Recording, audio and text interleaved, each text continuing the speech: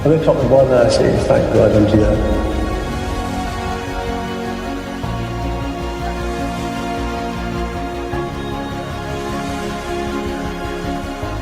My father was killed when I was only 10, and my mother was left with 4 children, so I had to go and try and get the best salary. But when you're a boy at 17, you'd never think that you ever got a chance to sign for Celtic. I played at the back, as a defender. I was a coach and I was an assistant manager here too. I got the job as a kitman, never looked back. It's been part of my life all the time, 60 years nearly. It's a very demanding job at the kit. Making sure that everything's correct on the day of a game. No point in being half-hearted about it. You've got to be committed to it, you know. But you get a lot of respect from the players, and you give that respect back naturally, you know. You still get that wee thrill when you come in here.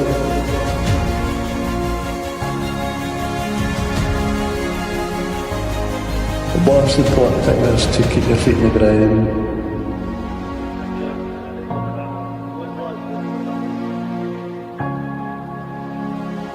I'm just a Celtic man.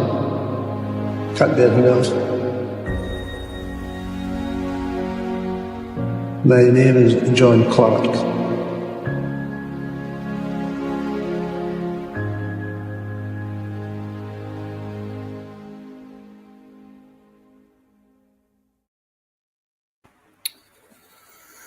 Wow, absolutely devastating news coming at the club this week, ladies and gentlemen.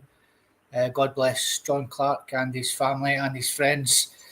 We will get into that, but Andy, thank you so much. That was very emotional watching that back, and like I said, ladies and gentlemen, we will get into it. Yes, absolutely beautiful tribute and superb Andy boy as ever. Andy, welcome to our Wednesday night show on the Four Leaf Clover podcast. Andy, how has the start of your week been, my good man? All right. Obviously, sad news about John Clark, which isn't great, you know. That was really sad to see that, to hear about it. But other than that, usual, mate, just working away and almost got up the road in time the night for the pod, but I'd be a bit half an hour late, so I just parked up. I don't want to miss it. Yeah, we're going to have a nice tribute to John Clark as the night goes on, I'm sure, and lots of comments coming in as well. Kaiser, you put quite a lot in the chat, the group chat, about John Clark, mate. A Glasgow boy yourself. You know, first of all, how has your week been? And, you know, how did you take to the news when you heard it on Monday as well, mate? Yeah, absolutely excellent week. You know what I mean? I've had one of the weeks you dream about, and then obviously a bit of sadness into every life. A little rain must fall. I understand the concept, but completely devastating news. Another lion gone. Can't help but cast my mind over and think what these guys earned as wages in the days when they played, and started thinking about setting up some sort of fund for the Lions, for their healthcare, their treatment, their life care, everything, funeral costs, everything should be taken care of by Celtic fans. We should be burying these legends the way they deserve. And not only that, we should be taking care of them while they're alive. Played for a pittance compared to today's money. Played for an absolute pittance. I was devastated with the news, legends. Not only that, I seen a tweet online from his granddaughter, Claire, speaking about how Gan used to take her to feed the ducks, and it really humanised somebody who I seen as a legend, an iconic figure. So many years in service of Glasgow Celtic. The man just utterly gave his life to his family and to Glasgow Celtic. A true legend, humble, gentleman. All those words strike a chord. All those words, the man is just the epitome of. Thank you all for being here in chat as well. Thank you for having us on again, legends. I absolutely love being part of the show. I've messaged in the chat and that and said to the boys, absolutely love it here, man. It's my favourite place in the world to be.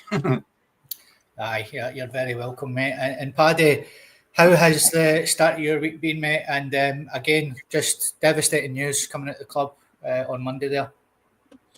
Aye, my week's not been too bad, Scott. But just more devastating news. These guys that gave us so much, and we're all exactly where we are today because of boys like John Clark. There's no question of that. These guys were the inspiration for more than one generation of supporters coming through. It's now being passed on from us on down to our kids and our grandchildren. And John Clark is one of that very, very special team of men who achieved something that will probably never, ever be achieved again. And he was just such a lovely wee man. I met him a few times at our supporters functions here. He came across a couple of times to Ballymena. Just a proper old school gentleman. Just would remind you of your granda. Just a really lovely man, had time for everybody. It's just devastating that these guys are just disappearing over the horizon one by one. But listen, it just shows you, the fragility of life. You can be cruising along and all of a sudden then things start going wrong. And once you get to that age, it can catch up with you very, very soon. But it's just so, so sad. But the one thing that unites us all is the love of Celtic and the love of the Celtic teams. And, the Lisbon Lions were a starting point for so many of us, our grandfathers, our fathers, so it's just very, very sad, very, very somber altogether. But just thoughts and prayers to the whole Clark family. I know they're a very close-knit family, and they'll give John the send-off that he deserves. But just devastating, Scotty, devastating. It certainly is. And like I said, we will have a little tribute for him in a few moments' time. We've got quite a stacked show for you this evening, ladies and gentlemen. We've got the last man standing segment later on tonight. We've got our number 9s are going to go head-to-head for the jersey. Let's have a quick look at the lineup that we have for you so far. Artur Boric got the number 1 jersey for the 4 Leaf Clover podcast. Danny McGrain got the number 2. Kieran Tierney got the number 3. Feed the Bear Roy Aitken got the number 4. Virgil van Dijk got the number 5. Lenny got the number 6. Jamesy Forrest, the Prestwick Kelly, got the number 7 jersey. Paul McStay got the number 8. And we are going to crown our striker this evening. That's a bit of a hint as to who it could possibly be. But you never know. You never know. You see, it's all about opinions. So the number 9 jersey, our striker, we're going old school. There's no Lions in there, unfortunately. It's just players that we've seen in our time. And like I said, our number 9 will be crowned our king this evening, I'm sure. So, yeah, let's get into it then, ladies and gentlemen. On Monday, the absolutely devastating news came out the club that John Clark had sadly lost his fight for life. So Clark, Lisbon Lion, made more than 300 appearances for the club and played a pivotal role in the 1967 European Cup triumph. A moment that Paddy said has etched his name permanently into Celtic folklore. With Celtic, he won 4 league titles, 4 league cups, 3 Scottish Cups and 1 European Cup. Celtic boss Brendan Rodgers paid a heartfelt tribute to the Hoops legend on the Celtic website, saying, "Greatness is a word that people throw around, but for John Clark, it is a very fitting tribute. John was instrumental in delivering one of our greatest days ever, and his achievement is forever etched in Celtic's proud history. John's continued presence at Celtic across so many decades, I know, served as an absolute inspiration to so many players, managers and staff, including myself very much. To have him with us as part of the club for so long has been a tremendous privilege for all of us. It's meant so much. Through his knowledge, his wisdom and his true love for Celtic, John has made such an important contribution to the club. I know John was loved so dearly by his family, by everyone at the club and our supporters. We will all miss him so much." Former Celtic striker Chris Sutton echoed those sentiments, writing on social media, "Really upsetting to hear of John Clark's passing, a true Celtic great. A legend on the field and an absolute gentleman off it. Thoughts and prayers go out to John's family." John's passing represents a massive loss to his own family and, of course, a huge loss to the wider Celtic family. A very dear friend, John was actually a hero to me and so many others. Someone who achieved the greatest feat of all in club football and did so along his great teammates with such grace and humility. That was Peter Lawwell. That famous day in Lisbon, which John was such an integral part of, changed our club forever. Ever since, each player who has passed through our club has stood on the shoulders of giants, and John was certainly one of those giants. John gave his life to Celtic both as a player and on our staff in a variety of roles, and his contribution to our great club over so many decades is immeasurable. John was a fantastic husband, father and grandfather, such a warm, gentle and unassuming man. It was an absolute privilege to have known John. Rightly, he will forever be regarded as one of Celtic's greatest ever servants. He'll be someone we will all miss so dearly, and we send all our love and thoughts and prayers to John's family. And finally, it's very sad news to hear my old kitman and Celtic great John Clark had passed. His partnership with Billy McNeil was immense, Big John Hartson said. Clarkson's humble nature and lifelong devotion to the club earned him immense respect, whether as a player, a coach or a kitman. His impact was felt throughout Celtic Park. Tonight, a silence sets over Parkhead. His name will be talked about for the rest of Celtic history. He led an inspirational life and lived the dream, winning the European Cup with Celtic.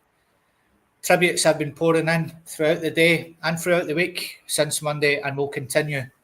John Clark was a man loved by all, and it's a privilege to call him a Celtic legend. Andy, some really emotional tributes there for some great Celtic men. As the lads touched on as well, just devastating news, mate. Another one gone. Aye, we've lost quite a few now. There's only 3 left. I've found myself, I don't know if it's age or whatever, I found myself quite emotional. This John's passing. We feel as though we know them personally, don't we? That's the thing. That's the legacy I think they all left.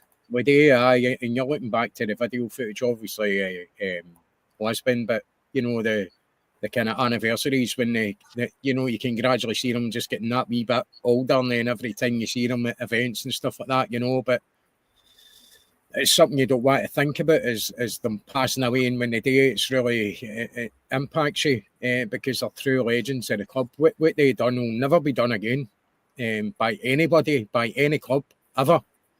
It will be simply impossible for it to happen the way modern football is now, with you know the groupage of players and the whole kind of distance that they draw players from. You're never going to see that again, you know, within a 30-mile radius.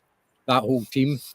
It's just and what they achieved just to conquer European football, and not just that, but the style they done it in, with pure attacking football, just no giving up, and no gain respect, but no too much respect, because they had true belief in themselves, and that's what Jock Stein gave them. True belief in it went through the whole team, and they even speak about it to this day. Anything you see a line getting interviewed, they talk about the belief that they can go and do it. You know, they weren't in any fear. And a prime example is Bertie Auld coming out singing a Celtic song, you know, and then me, Jimmy, pointing and going, are you marking me? No bother, mate, no bother. You know, and these are big film stars walking out and going, who are these guys? You're going to find out who these guys are. And there's Big Billy uplifting the cup, you know. Absolute heroes. We should never, they're never going to be forgotten anyway. But, you know, when you think of John Clark and the service that he gave Celtic, he basically gave his whole life to the club when you think about it. You know, probably one of the most unassuming out of the lines. And they were all very, very humble men. But he was one of the kind of quieter ones, I would say. You know, you had the personality of Bertie Auld and wee Jimmy and all that, and you know the kind of stature of Billy McNeil and all the other guys, and but he always seemed to be a wee bit kind of quieter one. But look at the service he gave to Celtic, and the way anything you heard them speaking, getting interviewed, talking about Celtic, you could feel the love coming out, the words out his mouth, you know, for the club, and it's just a really sad time, you know, and unfortunately. it's something we've all got to face as we get older. But it's still really sad to see, you know, because you can see it coming to an end. They're never going to die. They will die in the physical body, but in spirit, these guys are immortal, and they are going to be immortal in our hearts, in our history. They'll always be there. Just really sad, but glad that what they've went and done, you know, is just put us in the history books forever. Yeah, Kaiser, you know, Andy took the words out of my mouth. It's the very word I was going to use. They are immortal, and they always will be. They might die, but they'll be immortal forever. You know, the area that you live in, that's where all the Lisbon Lions were fae. You know, all born within 5 miles of the stadium. You put some cracking stuff in the group chat that I'd love you to express now, mate. You know, nicknames for them and all different things. Mm-hmm. Just very, very sad, mate. Very, very sad. Yeah, John Clark, of course, mate, affectionately known as Luggy or the Brush because his sweeper role at Glasgow Celtic, a quadruple hero, legends, a quadruple hero. In the 1966-1967 season, Clark and Tommy Gemmell were the only two players who played all 59 matches in that unprecedented quadruple run. The European Cup, Scottish League, Scottish Cup and the League Cup. Utterly devoted his life to Celtic, and his defensive style and solidarity as a sweeper was pivotal in his defeating Inter Milan in that final. Anyone who's never watched that game, go back and watch it. My father and grandfather made me go back and watch it, as the famous saying goes at Glasgow Celtic, if you know the history. Humble beginnings for the man as well. Born in Chapel Hall, North Lanarkshire. He became the man of the house at 10 years old. His father died in a rail accident. At only 10 years old, he became the main provider for his household. Just to think of someone in this modern day and age of such self-entitlement and kids getting away with murder, it really hits home what kind of individuals we're losing. Absolute legend. And Andy's spot on, right? Look, you physically, your body can pass away, right? You leave this mortal coil, but legends never die. They live on in the hearts and minds of Celtic fans forever. And these Lisbon Lions will live on forever. If only any of us could be so lucky to go down in infamy or history and be remembered for the rest of our lives. A Scottish Hall of Famer. His contributions were recognised. I think he got 4 caps in the 66-67 season for Scotland as well. One of Scotland's finest ever defenders. I expressed that the sweeper role was a role I would love to see coming back to the modern game as well. It's no utilised nowadays. Very much a dying art, but very humanising. And Andy, you're not wrong, right? Look, I'm 43 years old. I was nowhere near the age group to watch the Lisbon Lions. Some of the legends for the 1980s that you speak about, I barely remember them as a young man, but like it really struck a chord, really heartfelt, struck a chord with me as well. I found myself like crying and stuff about this, and I don't care who makes fun. Like, real men shed tears as well. I think about John's passing shows us his humility and humbleness goes a long way. Being a family man also counts just as much as, and being a legend to thousands upon thousands, hundreds of thousands, millions of Celtic fans around the world would have joined us, I'm sure, in quiet reverence, respect, and saying a prayer for the family. I know everyone in this chat out there, they'll be true Celtic people as well. Every last one of them will be like saying a prayer and giving their heartfelt wishes towards the family and hoping to help them through this hard time. I wish there was more I could say. I wish I knew more. I wish I could delve deeper into his entire life. But I think the players in that who knew him best, Henrik Larsson always went for a cup of tea with him whenever he came to Glasgow as well. I know players like Chris Sutton, John Hartson, when you hear players, modern day heroes and legends to us, speak of them in such reverence, you know exactly what he brought to Celtic. Okay, he was a Lisbon Lion, but he gave more than that. He was assistant manager, he was kit man, he just done it all. He just epitomised Celtic and what it is to be Celtic. And not once did he throw his dummy out the pram. I remember someone saying he refused to write an autobiography because he didn't want to offend anyone. Yeah. I mean, have you ever heard of such humility in your life? Well, I have now, but I had never heard anything like that before. Very poignant. a massive, massive, massive loss. It does strike a chord with me and makes me think about the remaining Lions and why have we got Hoopy the Huddle Hound and not Lisbon the Lion as a mascot? I don't know. Sorry, Hoopy, but I can see me getting rid of you and getting Lisbon in there, the Lion. I'll try and leave Paddy something to say as well. Paddy's always got fantastic takes. It's terrible being the last guy in it, Paddy. Everybody says everything amazing before you, and you're just sitting there like, aye, well. No, brilliant, mate. Thanks very much for that. And Paddy, something that strikes a chord with me as well is, you know, he did give 60 years of his life to Celtic and ended up being the kit man. Can you imagine the day a Champions League winner, you know, picking up the dirty players' kit after games and things like that? You know, that's just how humble this guy really was. Incredible human being, and they all were. That's the thing as well about the Lions. They were all just normal guys like me and you. There was no big shots in there at all. Yeah. You know, they just were normal guys. You know, I'm for Saltcoats, as most people know.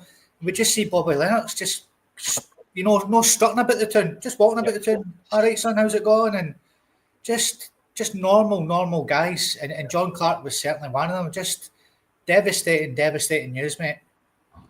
It is, and that's the thing, Scott. You know, these were the guys that we all wanted to be whenever we were younger. And I'm not even necessarily talking about a player. I'm talking about being a Celtic man. We all knew these guys whenever we were younger. Guys, you know, who were supporters but they were real Celtic men, and we all knew people like that. We all knew the real Celtic men, and that's what we wanted to be. I want to be one of them. I just don't want to be a Celtic fan. I want to be a real Celtic man. I want to be known as a Celtic man.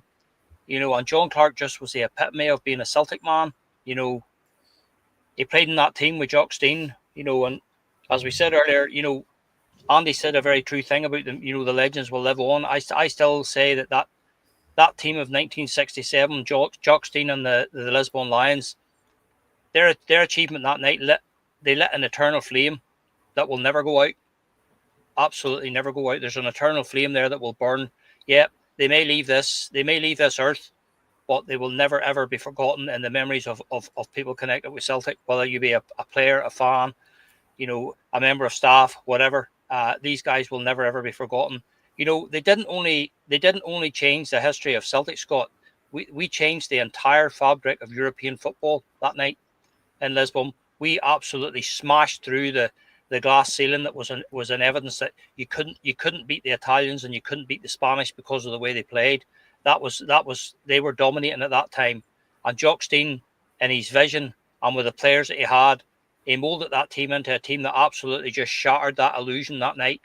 And in truth, a lot of those big teams from those nations never really recovered. It took 20 years for someone to recover. You know, we paved the way for Manchester United in 1968. Yeah. You know, that also paved the way for the Liverpool team of the 70s and 80s. You know what I mean? So Celtic Football Club created the mold that night, and all the English teams did was follow. As simple as that. You know, whether you've won it once or whether you've won it 20 times, it's neither here nor there. We were the first team to win it from these shores, and everybody else followed behind us and have been following behind us ever since. So I have absolutely no doubt that these guys will go down. They will go down in the history of Celtic Football Club. Tommy Burns said on the pitch at Hampden in 1988, that's the thing that appealed to him most of all, was when they write the history of this club again in 100 years from now, I'll be in the team that done the double in the centenary year. And that's exactly what John Clark will be the same. It won't matter whether they write the history every single 100 years from now. John Clark's name will be indelibly linked to that team that became the first team to win the European Cup. You know, and just such an accomplished player. You know, somebody said it there earlier, like if we had a player like that at the minute to play alongside Cameron Carter-Vickers, that's exactly what we could do at the minute. He was a perfect foil for Big Billy McNeil. Big Billy was the one that challenged the centre forward and knocked him about and went for the aerial duels. John Clark just swept up behind all across the back four. He actually only scored one goal in his whole Celtic career, and that was on his debut. He made his debut in 1961 in a cup tie replay against Hibs, and he scored on his debut, and he never scored again. So that's just a wee quirky fact. He was also assistant manager at Celtic, and he was also assistant manager at Aberdeen. He then held jobs in his own right at Cowdenbeath, Stranraer, and at Clyde as well.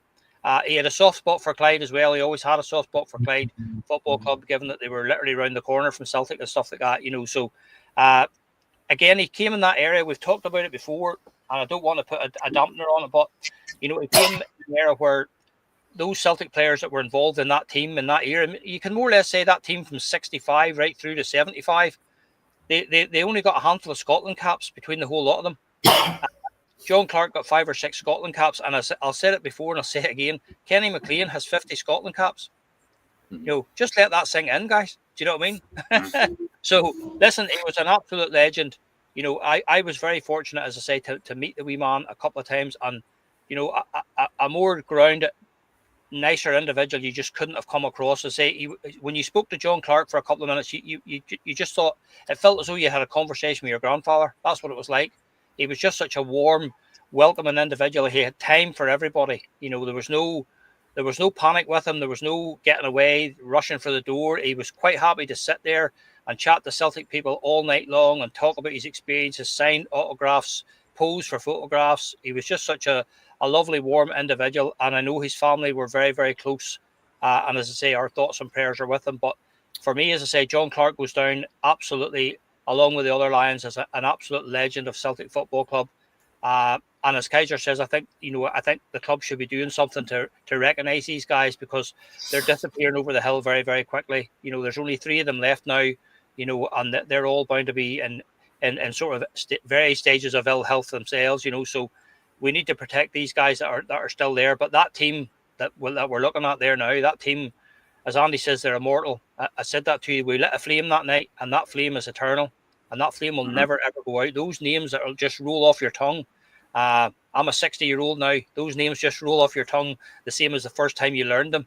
And that's the same no matter where you go in the world. You ask any Celtic fan that knows his history to give you the Lisbon team, they'll just, those names just roll off the tongue. So just very, very sad that we're losing another one.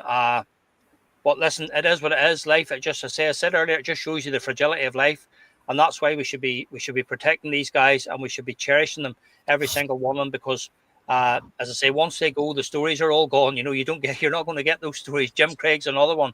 Great man to spend time with, great company with, you know. So Jim and John Clark used to come to our dues together. So Jim will be feeling this very, very hard at the minute as well. You know, so thoughts and prayers to them all. But definitely, you know, as Brendan said himself, the word legend and the word great gets bandied about, but not when it comes to people like John Clark and the Lisbon Lions. Mm-hmm. Yeah, 100%, Paddy. Lads, that was absolutely outstanding, by the way. Absolutely outstanding. Scotty, fantastic. just quickly, mate. Just Paddy said that he only scored 1 goal for Celtic. He actually scored 2, because when he went to Morton, he scored an own goal against Celtic. You could have seen 2 for Celtic. So he meant that, but he meant that. I often use the Lisbon Lions. I've had the privilege of coaching some younger talent, youngsters, involved with my mate who's a SFA coach, and I often cite the Lisbon Lions as the greatest ever sporting achievement ever in the history of sport. For guys so close, so localised, to come together and to achieve what they achieved, utterly shattering the mould, as Paddy says, igniting an eternal flame. Often say to people, what's the difference between a Spanish plumber, an Italian plumber, and a Scottish plumber? It's not a cue into a joke. There is absolutely no difference. What's the difference between an Italian bricklayer and a Scottish bricklayer? There's no difference. So what's the difference between an Italian football player, a Spanish football player, or a Scottish football player? There is no difference. There's only the prerequisites in your mind, the labels that you put in yourself, and the barriers that you impose on yourself. To say that we will never see the likes of that sporting achievement again is a complete understatement. Now, with me, I hope, I pray, I still pray we'll go on another run, right? I still pray that we'll go on another run and win the big cup again. So I think it's an achievement which it wouldn't pale in comparison, in my opinion. If Celtic managed to win the Champions League in this day and age, it wouldn't carry the same weight for me as the Lisbon Lions doing it, the way they done it, the manner in which they done it, the football they played, the Celtic way. I know my grandfather's a Dunfermline fan, right? And he has a book autographed by the entire Hungarian football team and autographed by Puskas as well. It's called How to Play the Hungarian Way. And I know Jock went to meet Puskas and basically crafted the Celtic way from that dynamic style of play, altered it a bit and made the Celtic way. And that's what it's known. That's how to play the Celtic way. I often refer to it, I often say domestically in Scotland, Celtic should be playing a 2-4-4, just like the Lisbon Lions did. We have no comparison. We have no domestic equals. Our only rival domestically is inconsistency or chucking it too early. That is the only thing that holds us back. We should be absolutely ragdolling every team in Scotland. And more than that, right, I understand we need to be a bit more pragmatic when we get to European football. But delighted with the way we played last year in Europe. I'm not like downplaying how we played last year, but I'm an eternal dreamer. I want us to go on and win it. Like I was going to ask Paddy, would you rather Celtic win the Champions League or Ireland win the World Cup, Paddy? Oh, no, that's a sore one. You need to go on the boat as well. Ireland can't win a group, never mind a World Cup. It's comparative, but isn't it? It's a comparative challenge. If Ireland or Scotland was to win the World Cup, would you rather that or Celtic to win the Champions League? I would take Celtic to win the Champions League every day. 100%. Right, lads, thank you so much for that wonderful tribute there for John Clark. And yeah, as we alluded to as well, we only have 3 Lions remaining. Jim Craig, Willie Wallace and Bobby Lennox. Very, very sad to see them go. You know, it's devastating, and like I said earlier, it's like we know them all personally. It's such a shame. So Ross Doohan has checked in to Celtic Park this week. One thing that I thought about, lads, is I've never seen our goalkeeping department so strong, by the way. I think we've got 3 really top-class goalkeepers in now. And here's what he had to say.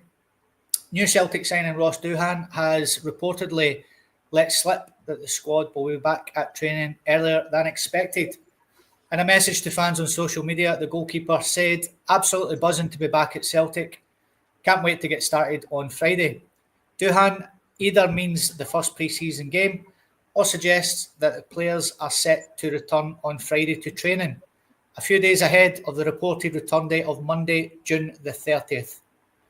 The early start would give the squad more time to get ready for the first pre-season match against Queen's Park on July the 4th.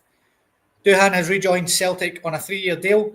He's expected to be among the first group of players back at Lennoxtown. The 27-year-old came through the club's youth system and returns after time with Tranmere and Aberdeen. Not all players will be back straight away. Some are playing international football. Alistair Johnson and Louis Palmer are away at the Gold Cup, while Paulo Bernardo has just finished playing in the under-21 Euros. These players will be given more time off before coming back. Others who didn't have international duty or are recovering from injury are likely to return first. That includes players who trained through the summer break to stay fit. Celtic have a busy pre-season lined up.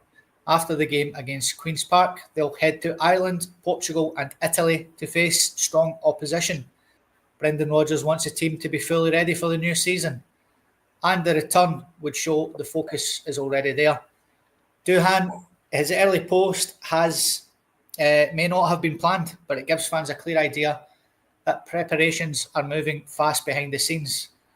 The build-up to the 2025-26 season is now well underway. Andy, I don't know if you've seen the boys' interview, but he speaks very well. He's very excited to be back at Celtic Park, and he did have a few things to say about John Clark as well, who was obviously there when he was a boy at Celtic. As I alluded to as well, mate, I think we've got 3 really solid goalkeepers now, and any 3 of them could have that number 1 jersey next season. You've got the competition for places, which is very rare in a goalkeeping situation. Obviously, Casper's at the tail end of his career. Sinisalo's been very, very good. You can't really criticise him in any way. I bet you Doohan's very surprised that he's back at Celtic. I've got to be honest with you. It's probably it really came at him quite quick. And I bet you're surprised that he obviously was at us before and had left. But what an opportunity for him. I know it's going to come down to the whole Scottish contingent and go towards that because Bain's out the door, so technically he's a straight replacement for him, just a younger version. I don't know a lot about him. He's not had very many performances for Aberdeen either to really have a proper look at him. Yes, I managed to get it right. And I haven't even been practicing, so, it must be just tattooed inside my head now to get Sinasal's name right. But I think it's a great opportunity for him, so we'll wait and see what actually happens. In general, the goalkeeper positions don't really change. It's probably the one position in the park that's a constant, unless somebody makes an absolute howler, like somebody does a bar cast or something like that and has donut horns. So, the chances of him actually taking the jersey, it's a bit too soon to kind of predict anything like that. But he's in the door, he's here, he's part of the squad. So, good luck to him. Kaiser, he recently started a game for Scotland. He was on holiday with his family actually and got a last-minute call-up. And he done Stevie Clark a good turn by just jumping on a flight the next morning, mate, and appeared. But that's only good news for Celtic as well if this boy's in and around the Scotland squad. So he's not just coming in as a Scott Bain and picking up a wage. He might actually be in and around the Scotland team as well. And, I think we've got an upgrade on Scott Bain for sure. Mm-hmm. Yeah, definitely. I think Stevie Woods is a utterly fantastic goalkeeping coach. Really underappreciated or undermentioned resource that Celtic have. And Doohan coming back, he's certainly sending all the signals out that he's not just here to take part, he's here to take over. I love that. I love that enthusiasm. I love that drive. He's clearly going to push Vinny Cini to be better, and Big Casper Schmeichel, he's going to push both of them in training every day, and he's going to want to go for it. I love that. I appreciate that drive and commitment. And of course, when the national team calls, the least you can do, when you're a true Scottish man, the least you can do is drop everything and charge right there. He certainly proved that on the next flight out and right over. An upgrade on Bain, 100%. I seen one Slabbering Cabbage saying in chat there a while ago when we was talking about transfers and stuff. The date coming up, the end of the financial year. I believe that plays a big part in what's happening as well at Celtic to keep us within financial fair play and regulations. Try not to panic too much about signings, legends. I said it earlier on, Big John Hartson will be prescribing CBD toilet roll so as people can calm their ass down. He'll be punting that by the bucket load. So just take a deep breath and wait. It's all doors are open for us. All doors are there. All transfers are boiling back in the background and bubbling away. And no wonder with what's went on at the club this week, with the passing of a legend, that things get put in the back burner. If it had happened, if it had been any other way, there would be instant outcry. There would be public outcry about Celtic going and doing business while a legend has just passed away. So I can see that. And yeah, I'm delighted with our business so far. I'm delighted the young man's come in. I'm delighted he's going to go for it. He's not just want to be there and smoke a cigar in the jacuzzi hot tub and be a funny man in the dressing room. I'm sure there's Kevin Bridges would fill that role, or we get somebody in there, Big Billy Conley down in the dressing room, hitting it with a bit of patter and have them all laughing on training every day of the week. So I'm delighted that there's actual competition coming in there. I'm delighted that he's backing himself as well, and he sees himself as competition. He sees these big names in goalkeeping. He's obviously willing to learn. To be there and to learn for a keeper like Casper Schmeichel is just outstanding. So good luck to him. Bang on, mate, bang on. And Paddy, Stevie Woods personally phoned him up and asked him if he wanted to come back. So that's a clear recommendation of how good this boy is. And, Stevie Clark found it, in within himself as well to give the boy, a game for Scotland as well.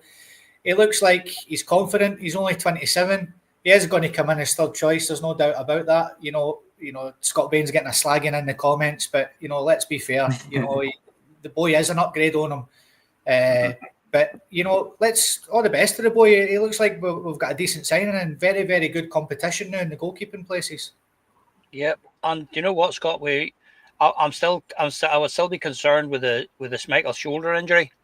I was at Hampden for the penalty kicks, and the Aberdeen target at that side, and I just hope that Schmeichel has made a full recovery from that, but they are obviously just covering themselves. And this young lad has, he's been at Celtic before, but sometimes in a player's career, sometimes you have to go to get games and get played, and and become a player and develop. And it's just brilliant for him, I'm sure, to get the chance to come back to Celtic.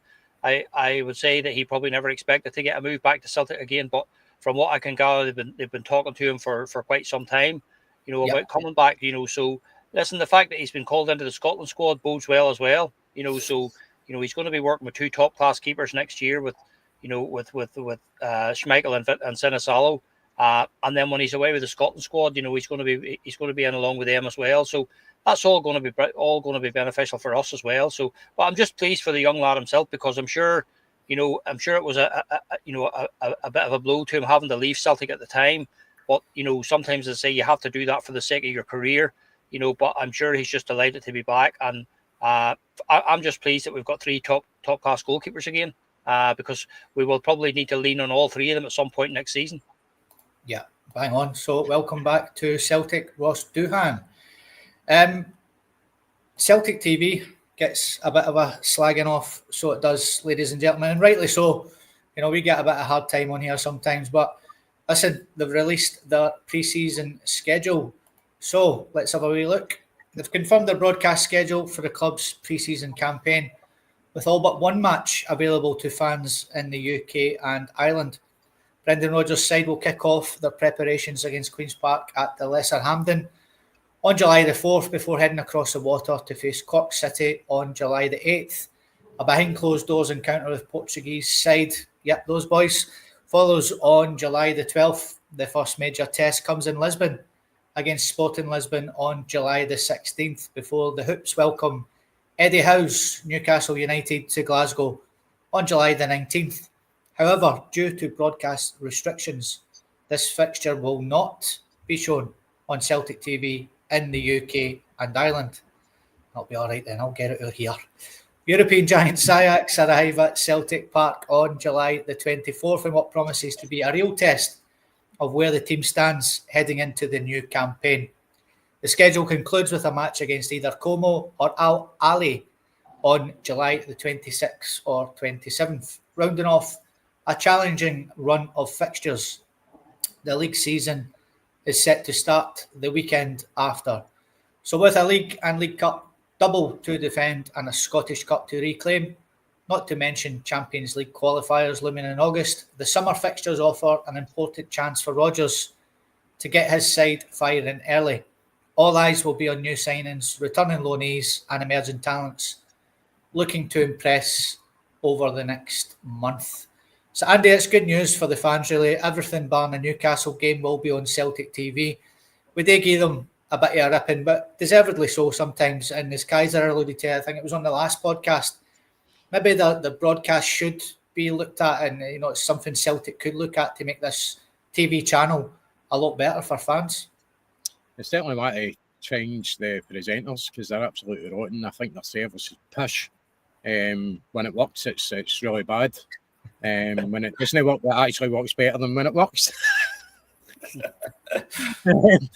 Honestly, it's listen, the computer or the schedules you want. We're meant to be a worldwide professional football club, and we certainly don't have a channel to match it. That's for sure.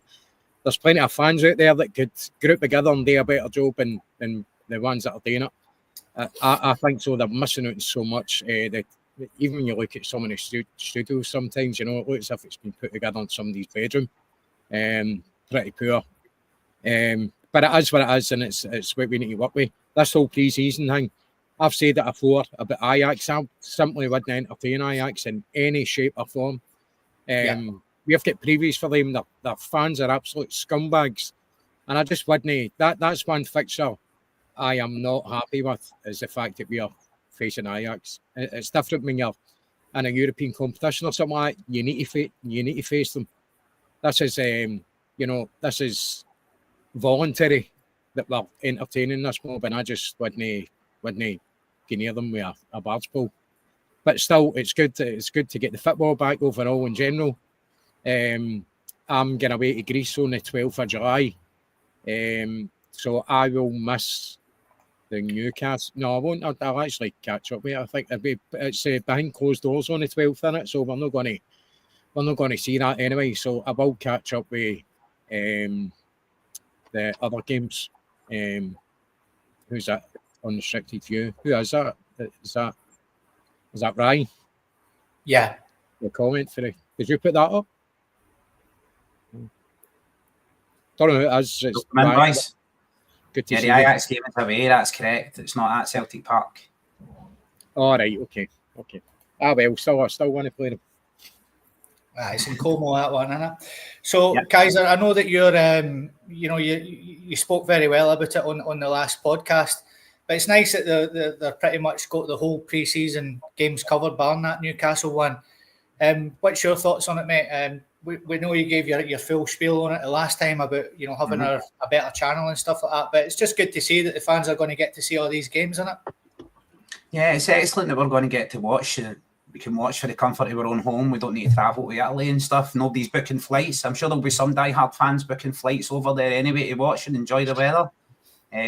Not to mention the fact that there's 3 of the sides there, Sporting Lisbon, Newcastle and Ajax have already qualified for the Champions League. So that's 3 direct Champions League opponents. That's a fantastic build-up to Champions League qualifications. And in my opinion, it's really good opposition for us to be facing and build ourselves up. And as I said, Scotty, Celtic TV, we could run that correctly, right? You could run that, as I said, you could purchase a production company with cameras and send them everywhere under the Celtic banner, film the games ourselves, transmit that ourselves, broadcast it live like a Netflix type service, £10 a month, and being modest about it. 600,000 fans buy that. That's £6 million a month, every single month, £72 million a year, and we're settling for pittance from Sky TV.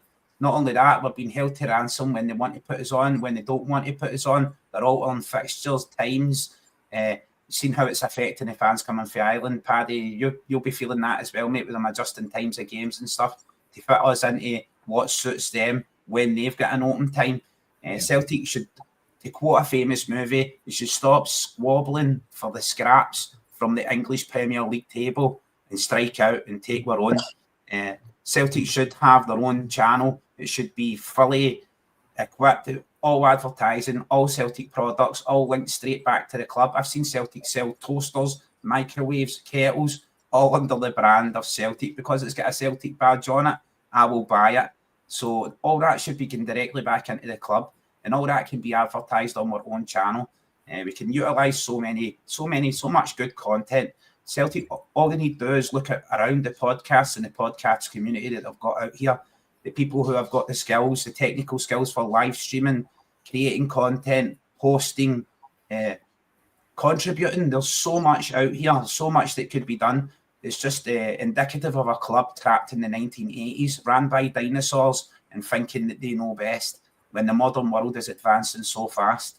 I was happy when we brought in the guy for iPhone. I believe it was a guy for Apple who worked on the iPhone apps and stuff like that you get through there. But obviously the board is looking at that as just a way to milk money, milk every single penny they can, when they should provide us with a legitimate service for a half-decent fee, not a handsome fee, a half-decent fee, £10 a month. Who wouldn't pay that for all your Celtic content in one place? Every Celtic game, every cup game, every Champions League game, every qualifier, every pre-season game. And not only that, you've got a back catalogue of previous games when there's no games on. You've got podcasts and content that's specifically tied with the club, promoting the club and helping the club grow. So many young people coming out of college doing multimedia courses and editing courses. We wouldn't need to have edited VAR lines drawn by squinty-eyed Sammy and one eye's at the shop and the other eye's running home with a change. And the 18-yard lines directly across the pitch, and relative to what we're looking, you can take a line straight for that and draw it across to the players. They alter it. You can see the lines bending and stuff. There was the one I remember all the time with Jota, and the offside ruling was for Google Earth or something. It was a roof cam for the stadium at the other side of the stadium. One of the best ones I seen was someone last season. It was a fan in the crowd who filmed it for their mobile and it actually looked like better coverage. You can get phones, you get cameras nowadays, 4K high definition cameras mounted on a gambit that moves and tracks play. All you need to do is mount them at the side of the pitch and focus them on the ball and tell it to track the ball. They track the ball wherever it goes. It is so simple. It's so easy done, relatively cheap. It's not talking like 50, 60 million to set this up. We're talking about a couple of £1 million investment for Celtic, and you're marketing that on the returns of £6 million a month at a modest estimate and £72 million a year. That would definitely up Celtic's wage, up spending power, up everything about the club. I see a lot of chat going around about building a new paradise as well. I'm loving that. I'm loving the fact that people are now, what you get in the Celtic community is everyone who's anyone, right? When we talk about the youth system, when we talk about the television, when we talk about the league, when we talk about everyone who's anyone can tell you the problems. Everyone can tell you the problems. Start thinking of solutions. I like people who think outside the box. Think of the solution rather than the problem, and then go and pitch it to the club. I would love a meeting. See the people in charge at Celtic, executives, people in charge of direction, marketing and stuff like that. I would love to sit down and get a meeting with them. See if anything, I could give them a PowerPoint presentation which would deliver some food for thought, caviar for the brain. I'm rubbing my hands at the thought just now. I'm like, get us in there, get us in for a meeting. Guys will put his suit on. I've seen a couple of comments in the chat as well, legends. Look, I was at hospital with my son earlier this week. He was in for an MRI, which involves him because he's autism going under a general anaesthetic. It was a bit traumatic to try and subdue my son until they anaesthetised him. But other than that, everything went off without an absolute hitch. He was absolutely a little warrior, man. So thanks for your words of support and stuff in chat, legends. And as always, thanks for supporting the podcast and being here. Make sure you're smashing like. It helps combat the YouTube algorithm and pushes us out to so many Celtic fans. And if you've not already, hit subscribe and hit the bell. And that'll do me, Scotty, my man. Bang on, mate. Bang on. Paddy, we know that you're always across every game, mate, that you can get to with the grandson, home and away when you can. But it's nice that you can put your feet up, mate, for the next few weeks and chill out and watch the mighty Celtic TV and get these pre-season fixtures from the comfort of your own home. It will be, Scott. Well, we're going down to Cork. We'll be in Cork for the Cork game, and then we're going back. We're going over for the Newcastle game. So we'll be over for those two. Do you know what? It's just a shame because, you know, I've said it before, you know, the guys that do the marketing at Celtic, whoever they are, you know, if you can't properly market Celtic, well then get out and get somebody else in who can, because we're not being marketed properly with this here. Celtic TV, as Andy says, at best the coverage is a shambles. You know, I appreciate sometimes when they go out to these far-flung places that maybe facilities are not great, but it's not the facilities that are the problem. It's the presentation. It's a disaster. You know, and it's all right if it's a free service, if you're offering a free service, but they're not offering a free service. They're taking £50, £80 a year, £100 a year off people for subscriptions to this. You know, and if you're charging people for a subscription, the very least, the very bare minimum you should expect is that the thing works when it's supposed to work. You know, everybody will tell you the same as myself. You know, you get a far better coverage on these other streams. Not suggesting for 1 second that anybody's using a Fire Stick, but you know, I mean, I've heard of people using Fire Sticks. Yeah. But you know, you get this. I've seen me switching on to Hibs TV. It works perfectly. I've gone to Dundee TV. It works perfectly. Motherwell TV. It works flawlessly. I just don't understand why Celtic TV can't get it. Why they can't get it right. Some amount of subscriptions there, Paddy. That's the way it goes. Those other they work very well. They work very well, and more often than not, that's why I end up usually watching them. If I'm watching a game, that's when I'm usually watching it on, because the Celtic TV just goes and sometimes it never comes back. So they need to look at this. They really do need to look at it. We're a Champions League club. We're a massive European club. You know, if it means investing some money, I see this talk of this Celtic mobile for like £25 a month. Like, who wants anything to do with that? You know what I mean? They'd be far better asking people for a subscription towards a top quality TV service, never mind a mobile phone service. So listen, I just hope they get it right. But there's some cracking games there, Scotty, for to whet the appetite for the season. As I say, I'm really looking forward to the trip up to Cork. I'm not even going to go there. I'm looking forward to the trip down to Cork, and then we'll be back over again for Newcastle on the 19th. So some great games to get the season going, and hopefully before you know it, we'll be back again to the grind again from the league. The league campaign begins at the first week of August, and that will be us started again. So really looking forward to it again. Yeah, mate. And sorry, mate, I interrupted you again. I'm going to see if I can maybe try and get a load down to Cork for when we're playing. Maybe trying to even take in the atmosphere would be good. Absolutely. Anybody out there, if you're using one of these, right? If you're using one of these devices, make sure you use a VPN. Install the VPN and make sure you set your location to Iceland. Iceland has the most relaxed copyright laws in the entire world. They can't catch you if they don't know where you are. I've also got a cracking buffet collection as well. Yeah, they do the canapes and the sausage rolls. And I'm glad that Paddy never read that comment out. We've got just loads of dirty buggers in this bloody chat, I tell you.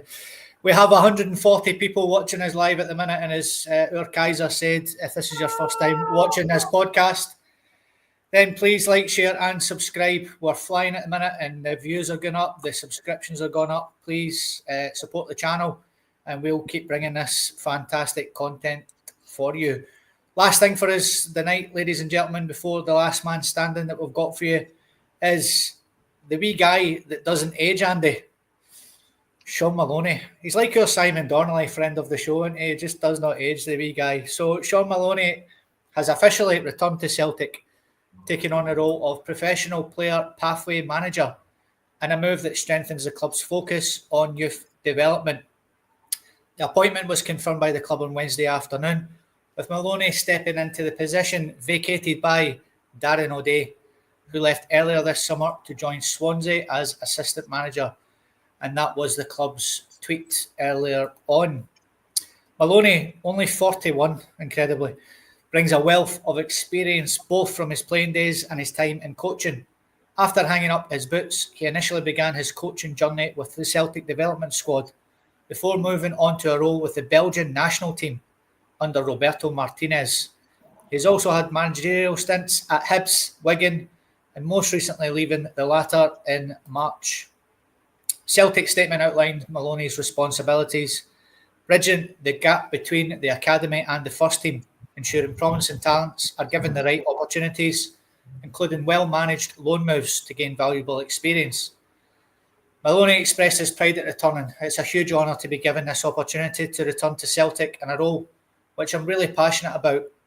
My aim will be work really closely between our academy and the first team and create the very best opportunities for success. Brendan Rodgers also welcomed the move on the club's website. He's someone I believe will make a great contribution to the club in this area. He's an intelligent guy who knows what it takes to be a successful Celtic player. One of the clubs that Celtic could be looking to work closely with is Queen's Park, as we mentioned in the podcast over the past few weeks. Reports in recent weeks and months suggest that the two sides will be looking to strike a deal which will see some of Celtic's top prospects head to the Championship side on loan. Young players from Scotland would be able to move freely between two clubs if a deal is struck. Something we touched on, Andy, I know it's something you're a massive advocate of on this channel, is, the youth setup, and it's been pretty shite, to be honest, for years. We keep losing them before they fall off the end of the conveyor belt. They're going down to England. And to be fair, we're doing it to teams in England as well. We're nicking their top talent. But we're getting a guy like Sean Maloney in place. This might stop this from happening. A guy who knows what it takes to come through the youth system at Celtic. Great signing for me, mate. Aye, and Dan Liddey was the same. A guy that went through the system, so he was in a pretty good position. Obviously, he's moved on. So to get Sean in with his experience is a pretty good capture.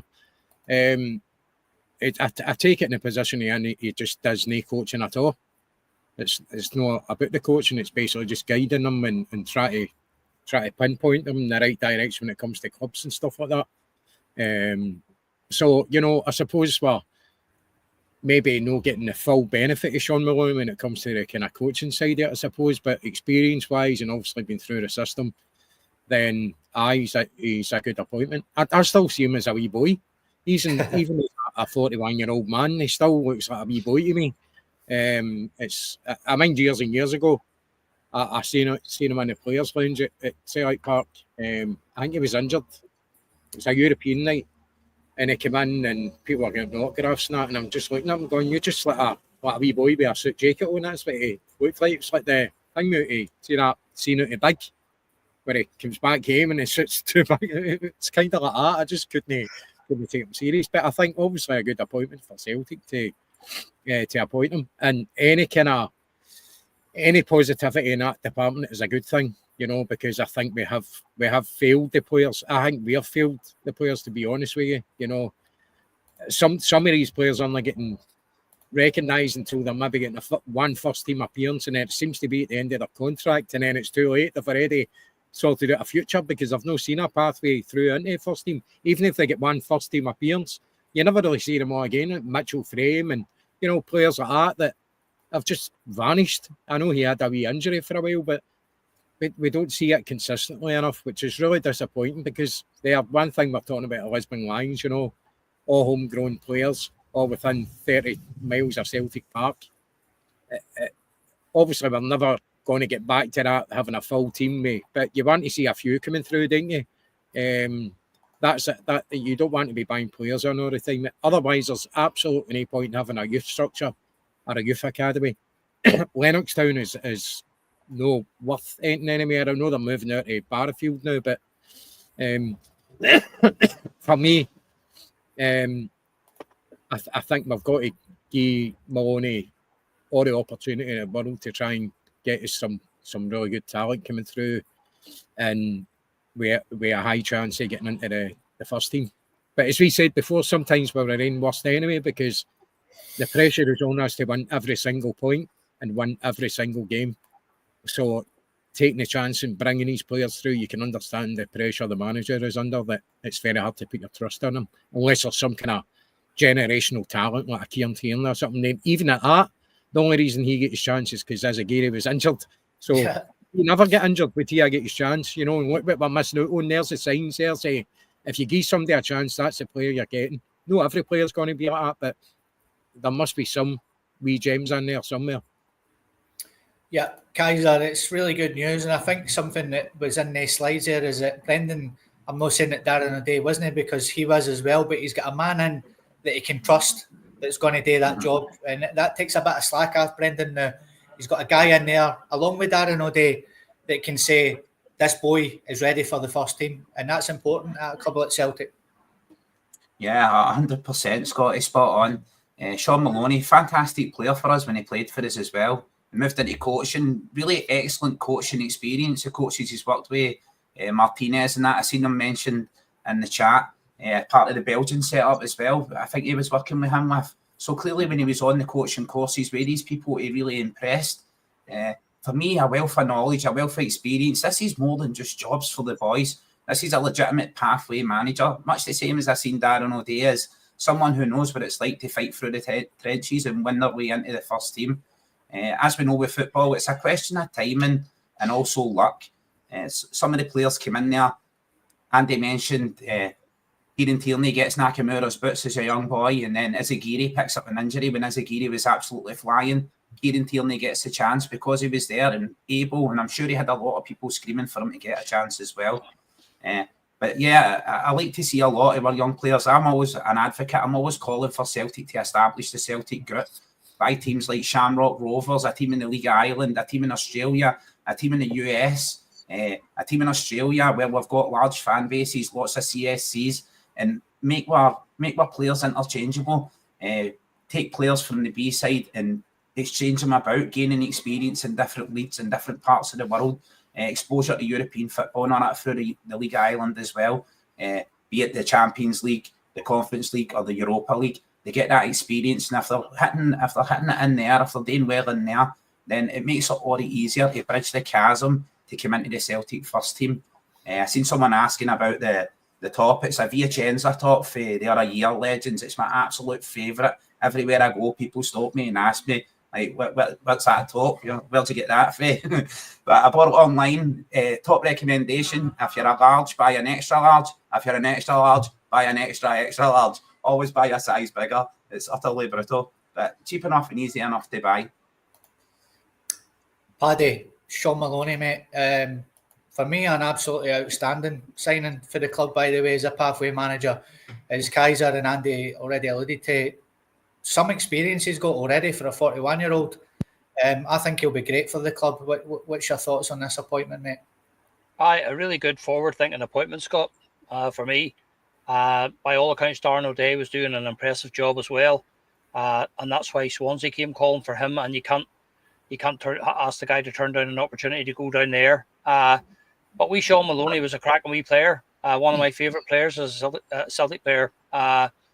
Really good wee servant for us, and he's went away and learned his trade somewhere else, to be a manager in his own right at both Hibs and Wigan, and he's worked alongside Roberto Martinez in the Belgian squad, and I know that they thought very, very highly of him.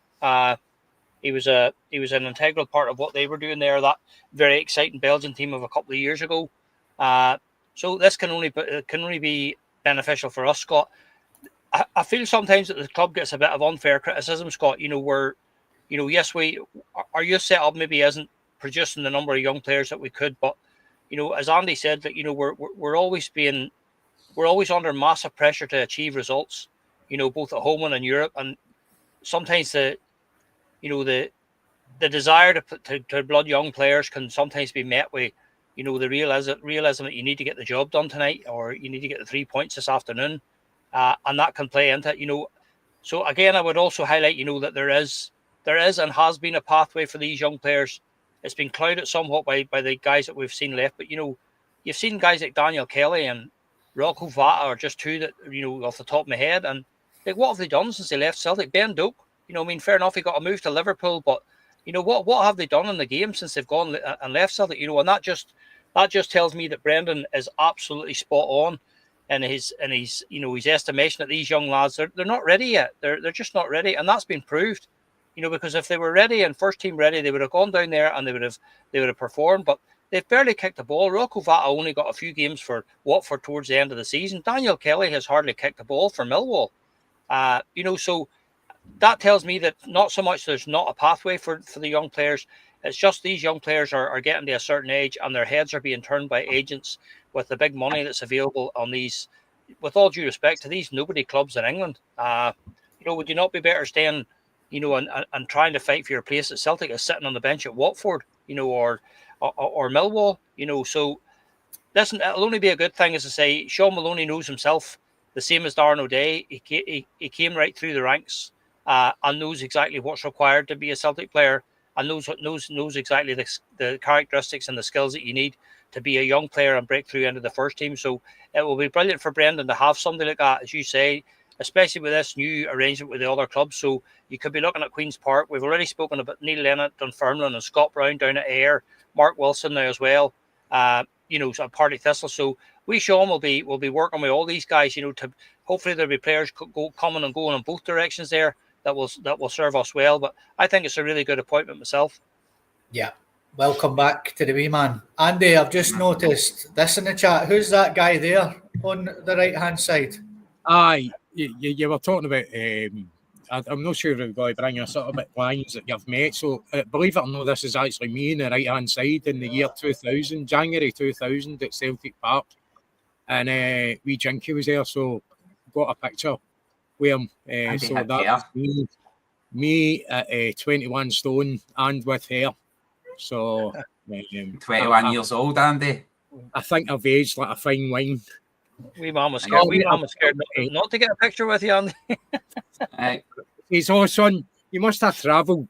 Oh, you must have travelled a while to get here. I was just back from Australia, so I had a bit of a tan.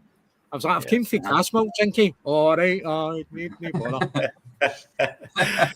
Absolutely outstanding photo. Ladies and gentlemen, it's now the time you all love. Last man standing.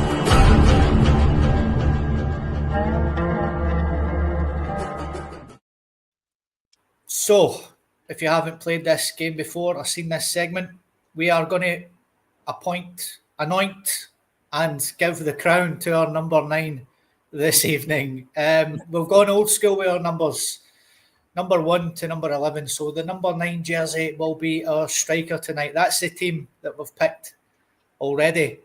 But who are they going to be feeding the ball to bang the goals in for you this evening? Ladies and gentlemen, the panel is going to pick, because we have 3 on the panel, but we still want your comments to come in. There's going to be 10 strikers, but who is going to be the last man standing? Paddy, up first for you this evening. We have Frank McGarvey, and he is up against a man who banged in over 40 goals for us in one season, Lee Griffiths. Who are you picking and why? Get your comments in, folks, and we will certainly fire them up for you. 2 great players for Celtic, Scott. 2 fantastic goal scorers, but this one for me is an easy one. I'm going to go for Frank McGarvey. Just a different class. Started off, he was at St Mirren, went down to Liverpool. Didn't really work out for him when we brought him back from Liverpool. If memory serves me right, we paid $250,000 for Frank McGarvey. The wee man came back and just lit Celtic Park up. You know, his movement, you know, his speed of thought, his finishing ability. You know, he got kicked up and down all week in, week out, but he just kept dusting himself down and coming back for more. Lee Griffiths was a wonderful servant as well, but I didn't like Griffiths' attitude, you know, in certain things. You know, I think he could have done a lot more for himself away from the park. Frank McGarvey, one of those players that just that team of the late 70s, early 80s, just wonderful memories of, you know, some of the games, some of the goals that Frank McGarvey was involved in. You know, the 85 Cup final, the 100 Scottish Cup final against Dundee United. When Dundee United were just thinking that Davy Provin's equaliser was going to get them extra time, Frank pops up with that winning goal from Roy Aitken's cross on the right hand side, and just that goal just summed up Frank McGarvey for me. We're only getting going too. So for me, it's Frank McGarvey. Scott, go with wee Frank. No worries at all. Kaiser, it's very 50-50 in the chat, believe it or not. Who are you picking, mate? McGarvey or Griffiths, and why?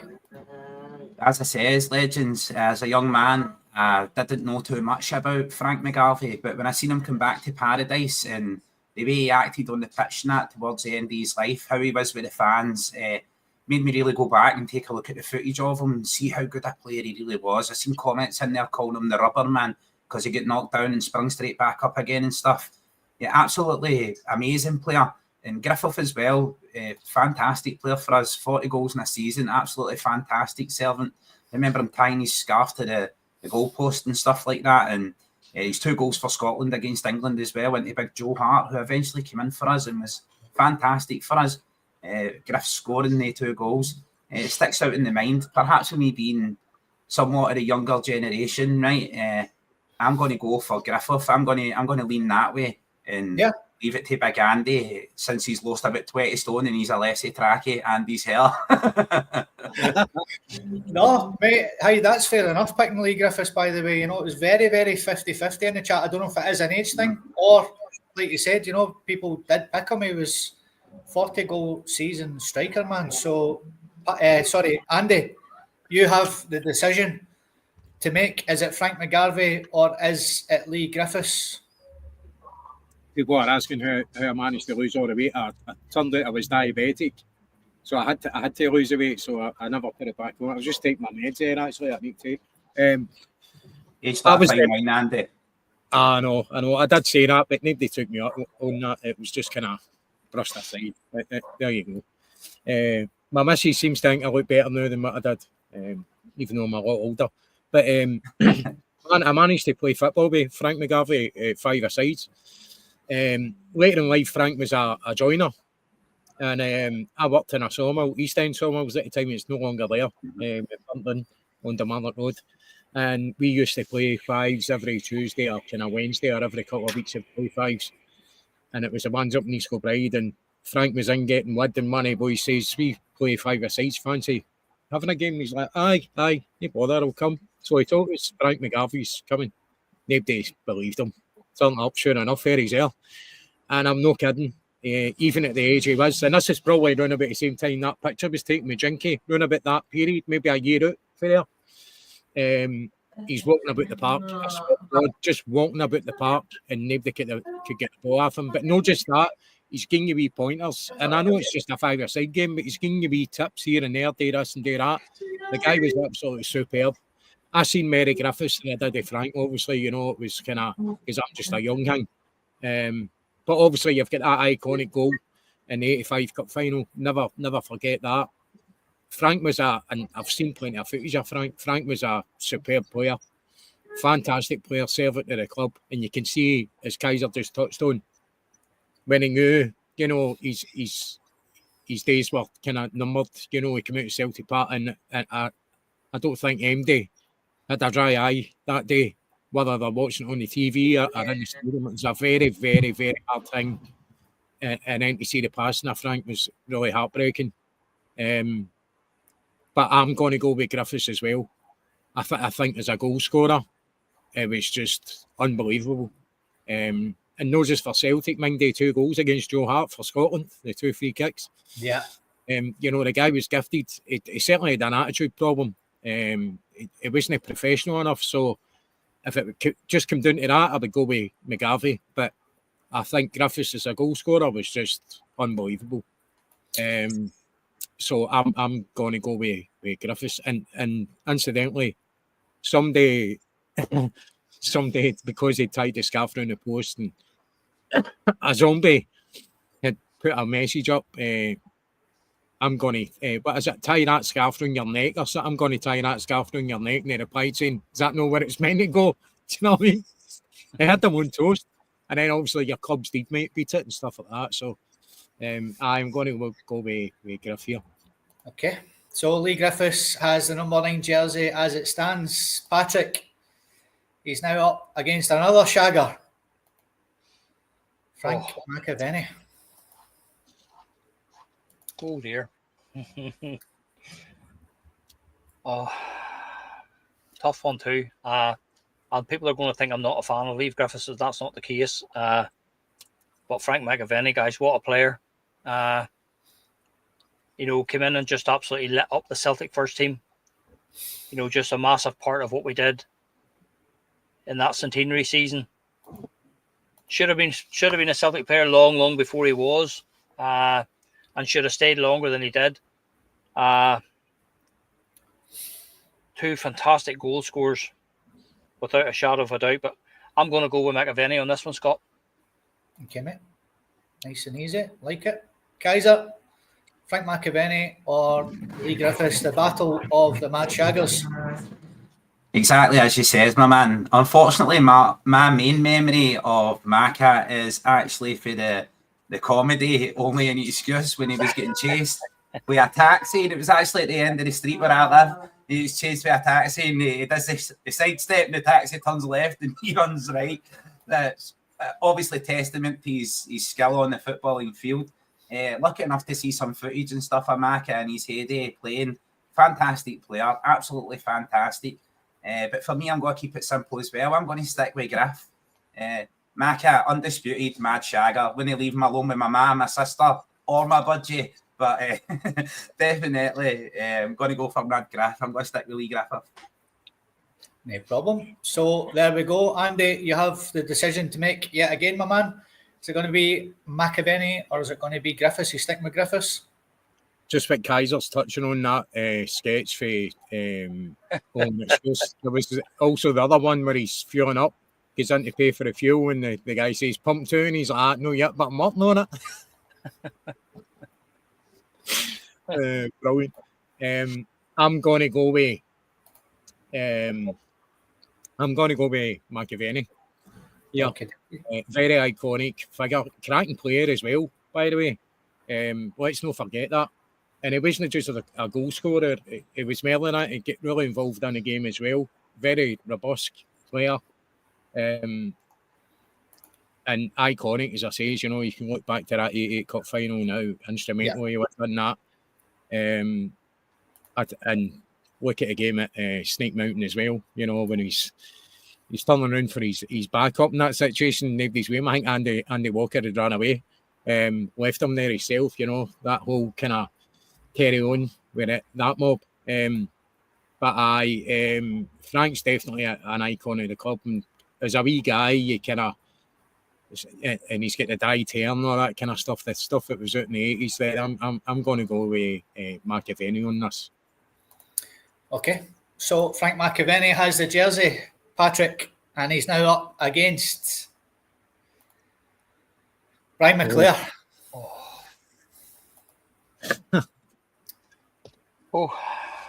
We always knew this was going to be a tough one, didn't we? We just knew this was going to be a nightmare, this one here. Brutal picking these 10, by the way. Brutal. You know, and like when you look through the list, Scott, I'm sure if you look through when you were doing your research, even trying to get it down to 10 players, you know, we've been very, very fortunate. We've been spoiled. We've had some great goal scorers. You know, and I think that's the one lesson that we could hope that Adam Ida learns, you know, maybe this summer, that you can't play up front for Celtic and not be a goal scorer. It just doesn't work. You've got to produce the goods.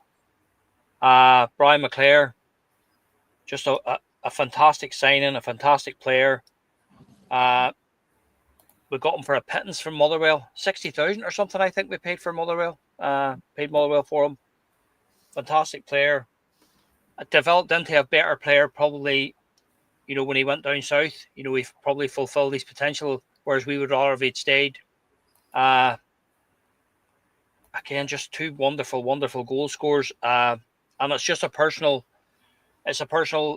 thing for me. I'm going to stick with Frank McAvenny on this one, purely and simply because I didn't like the way Brian McClare's career at Celtic ended.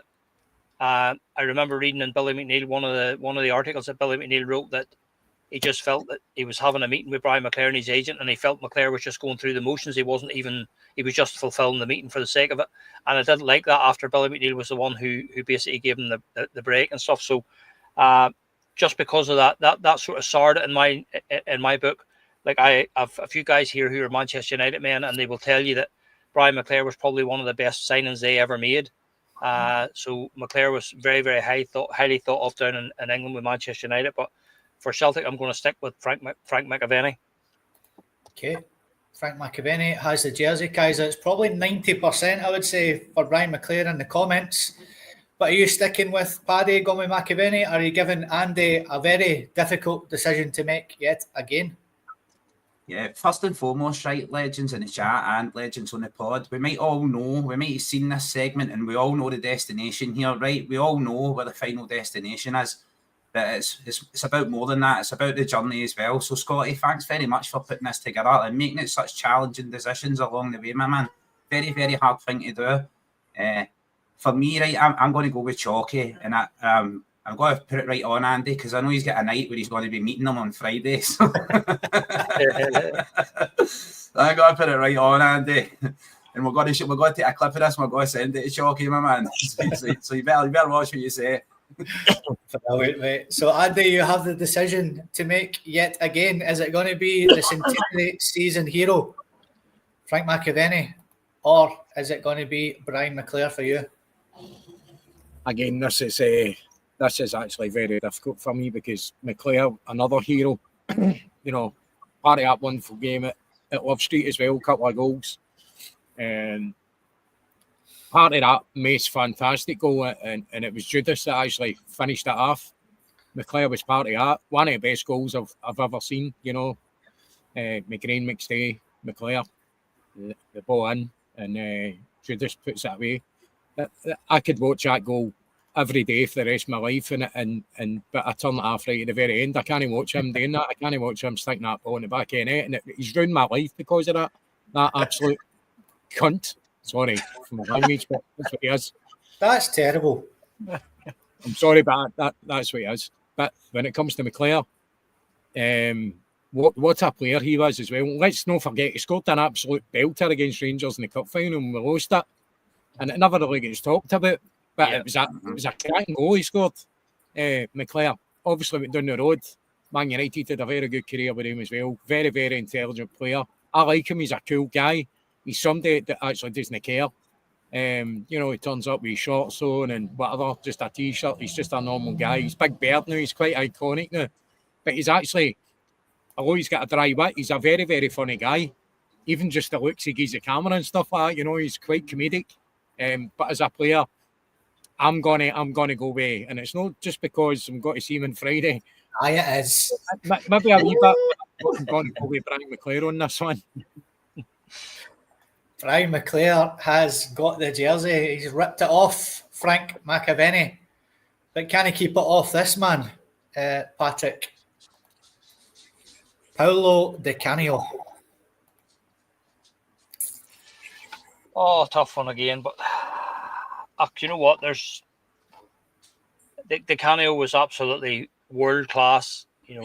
Unfortunately, maybe he didn't find himself maybe playing in the best Celtic team at the time defensively. But when he first came to the club, you remember the Canio, Cadet, Van Hooydonk, Andy Tom. Some of the weapons that we had going forward was frightening. But we needed to score 4 or 5 goals every game because we were letting in 2 or 3 at the other end. And that turned out to be Tommy Burns' Achilles heel. No, Di Canio was definitely world class, and the problem for me was he was 2 moves ahead of some of the guys he was playing with. Unfortunately for us, we were pretty poor at that time, and as I say, Di Canio came from Italy, and he ended up playing with some players who maybe didn't cover themselves in glory with Celtic, and I thought he was sometimes just far better than what we had. But as a goal scorer, there's no comparison. There's absolutely no comparison. I'm going to go with Brian McClare. Okay, mate. Kaiser, Brian McClare or Di Canio? Are you giving Andy another decision to make? Well, not this time. I'm going to stick with Brian McClare as well. Absolutely loved Paolo Di Canio when he was at Celtic, one of the 3 amigos as well. Fantastic play, fantastic player. Seen some interviews after time. I think it was Cy Ferry and stuff that was talking about when they worked under him as a manager, and he wasn't too complimentary about his time in Scotland. That and the fact that he's a disgusting fascist and deserves to be hung upside down. That also, but big chalky all the way. I'm going to make it easy on Andy since I've made it hard on him every other time. So Chalky's got the jersey, Andy. But are you making a case for Di Canio? No. Why would I do that? Yeah. I've already spoke about Judas and obviously different players doing different things, but I feel about him not quite as bad as Judas, but he's up that kind of same avenue with me. I think his attitude at Celtic was disgusting. Cracking player, definitely gifted player, but he's not taking the jersey off of McClare. No. Absolutely no chance, for his. You can obviously his views are his views. I certainly don't agree with that in any shape or form. And I'd say the majority of our fans and MD cannot run about our club feels the same as well. That is not what we're about. I think it might have been always his intention to play his ticket to get down south, obviously, and it just kind of played into his hands. When all that happened, with Fergus obviously promising this and promising that, and maybe no delivering. It might be true, it might not. But anyway, the fans loved him at that time, and for me, it was just edging his way out. And as Kaiser said, he's no really had anything complimentary. It's always about Paolo, isn't it? Always has been. Yeah. For me, McClare, 100%. Okay, so Patrick, Brian McClare still has the jersey. He's now up against Big Bad John.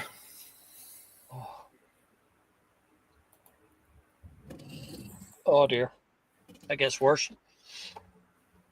Oh dear, 2 great servants. Again, and Big John, probably one of these guys who didn't really know an awful lot about Celtic until he came, and then he's one of these guys who got us big style. Massive part of Martin O'Neill's team. When you think back to that era, you know, that sort of 2000 to sort of 2004, 2005, Big John was a massive part of what we were trying to do. You know, and some people say if he hadn't been injured or suspended or whatever it was, we might have made a difference in Seville. That's a tough one, Scott. It really is. You know, we're still, although we play a different style of football now, you know, John Hartson's exactly the sort of big centre forward that Adam Eden needs to be. You know, he needs to be 6 or 8 yards out, and he needs to be getting on the end of the crosses that are coming in from the sides. You know, like Big John maybe wasn't the greatest footballer in the world, but he knew how to score goals. He knew how to use his frame, his physique. You know, he bullied the centre half, and you know, when the ball was in that area, he knew how to finish. But it's a very, very tough one, Scott. But I'm going to stick with Brian McClair on this one, just on his ability outside the box. McClair was a very, very clever footballer, very, very clever guy. Probably his link-up play and his set-up play for other players was probably maybe better than Big John, but I'm going to stick with Brian McClair on this one. Okay, mate. Kaiser, you're going to give Andy another decision to make? Is it John Hartson or is it Brian McClair for you? For me, legends, I'm going to stick with Brian McClair as well. Love Big John. He's been through such struggles. I remember him going for the mob across the road and I'm not signing him because he failed the medical, talking about his knee and stuff like that. And we just brought him in and he absolutely thrived for us. Absolute excellent servant for the club. And part of the Three Masters of Disaster, as I call them, Big Chris, Henry and Big John. Absolutely brilliant. Paddy hit a nail in the head. Knew how to use his physique, knew how to shield the ball, knew how to put himself about without getting carded as well. Absolutely fantastic player. But yeah, Chalky still takes it for me. Still just Big Chalky, just with the ability and his play outside the box as well. The way he included other players. You heard Andy speak about the goal that Judici Ascaria scored as well, and Chalky being involved in that. And just that outside of the box play just edges it for me just ever so slightly. But Big John, as I said earlier on, with CBD toilet paper and the somebody said in chat, be careful, that stuff makes your ass claps. Maybe that's just you, big man. Bumhole at a wizard's sleeve. But yeah, for me, Chalky keeps it for me. Okay, so Brian McClair still has the jersey, Andy, but we want your opinion, sir. Would you have gave it to Big Bad John there? No, I'd have stuck with McClair. Just talking about that ball grill, guys, it need to be some strong stuff to collapse Big John's arse, because it's something he had with fucking surprise off me. Ori cans of Coke and crisps and all that, that's where they all get stored. I remember King came to Celtic and John Hartson's up the back of he's telling the story. John Hartson's up the back of bus with a can of Coke and a packet of crisps. The fuck's going on here? Know what I mean? Roy Keane, ultimate pro, you know. But I think obviously Big John, fantastic. Another iconic player. Somebody Celtic was never his first love, but he certainly loves the club now.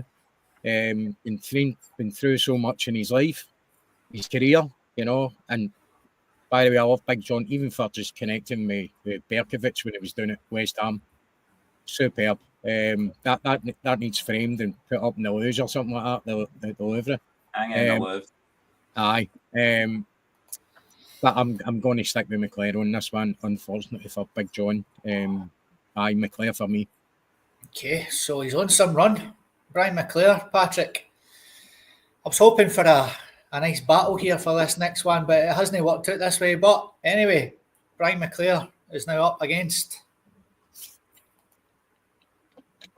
Oh, God.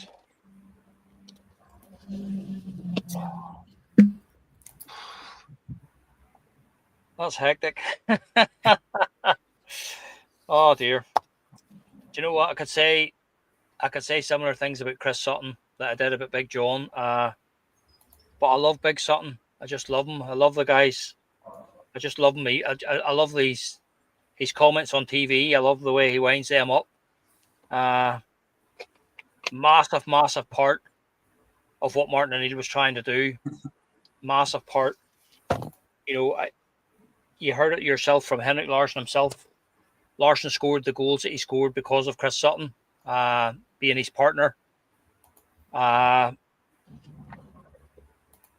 That's a tough one, Scott. That really is a tough one. Oh dear. Just thinking back to some of the goals, you know what I mean? When you think of him scoring after what, a minute and a half or 2 minutes in the 6-2 game, you know what I mean? You just get your Celtic career off and running with a goal against them, and he never looked back. You know what I mean? Just, you know, even the first game against Dundee United, he scores the winner in the last kick of the ball at Tannadice. You know, a fantastic big player for us, and just for the contribution and for the difference that he made to us whenever he came in, and he absolutely helped to turn the team around. He turned the entire season around. He turned the entire history of the club around at the beginning of the 2000s. So I'm going to go with Chris Sutton on this one, Scott. Yeah, Martin O'Neill did say it. You know, he was the signing that changed everything, and I think he has been the gateway signing that's changed, you know, the success that we've got today. You know, he was the guy that started it all. Kaiser, are you giving Big Sutton the jersey, or are you keeping Brian McClare? I'm very sorry to Chalky, but for me it's Sutton all the way. I remember the goal against Juventus as well in that game when they dove over there and stripped points away for us. That's a grudge match, you know what I mean? Sutton just had it all round, football intelligence, absolute footballing brain. You see it right now on display as a pundit. He's just sharp as a tack, man. I wouldn't like to get involved in a war of words with Chris Sutton because he would tear the pants off you, make you look stupid. Very intelligent man, very intelligent footballer, modern day, all-round pro. Had it all in his locker. I believe Henrik Larsson, you see the clubs he went to after he left Celtic, and he was asked who's the best player he ever played with, and even he still says Chris Sutton. Amazing foil man for Larsson as well. One of the most iconic duos that I remember, like growing up, it was players like York and Cole were always cited, and I would always cite Sutton and Larsson as being even better. So for me, I've got to go with Big Chris. I think he was fantastic. Okay. Andy, you're not going to get refused entry now, mate, because the lads have made a decision for you. So is it Brian McClare for you or Chris Sutton? And be honest, not just because you want to get in next Friday.